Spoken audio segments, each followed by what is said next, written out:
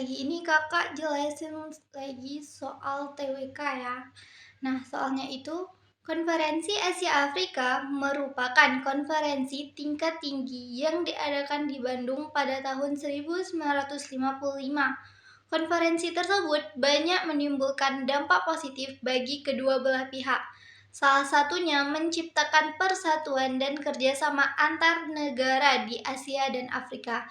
Dari pernyataan di atas, pengaruh yang didapatkan dalam konferensi Asia Afrika bagi kedua bangsa adalah, nah di sini ada muncul hegemoni antara kedua bangsa, lalu tercipta perpecahan akibat pertemuan dari dua bangsa, terus yang C, terjadinya politik luar negeri bebas aktif di beberapa negara saja, lalu yang D, tercipta persatuan dan kerjasama antar negara di Asia Afrika, dan yang E, terjadi keretakan hubungan kedua belah pihak.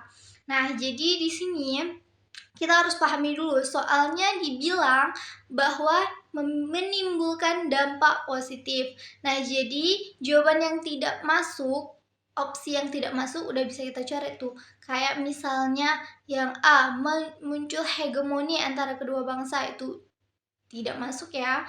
Lalu tercipta perpecahan akibat pertemuan dari dua bangsa. Nah, itu juga tidak masuk. Lalu terjadi keretakan. Nah, itu juga tidak masuk. Nah, tinggal C dan D.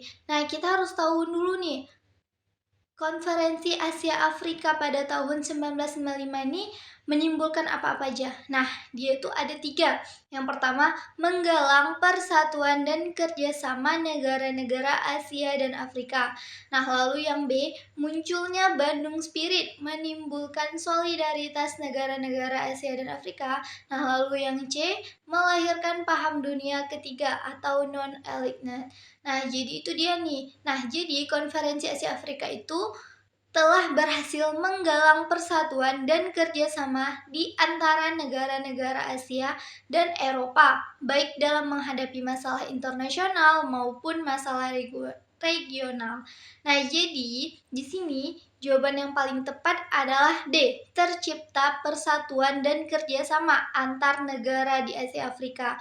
Karena yang C hanya di beberapa negara saja, itu tidak masuk ya. Jadi jawaban yang paling tepat adalah D.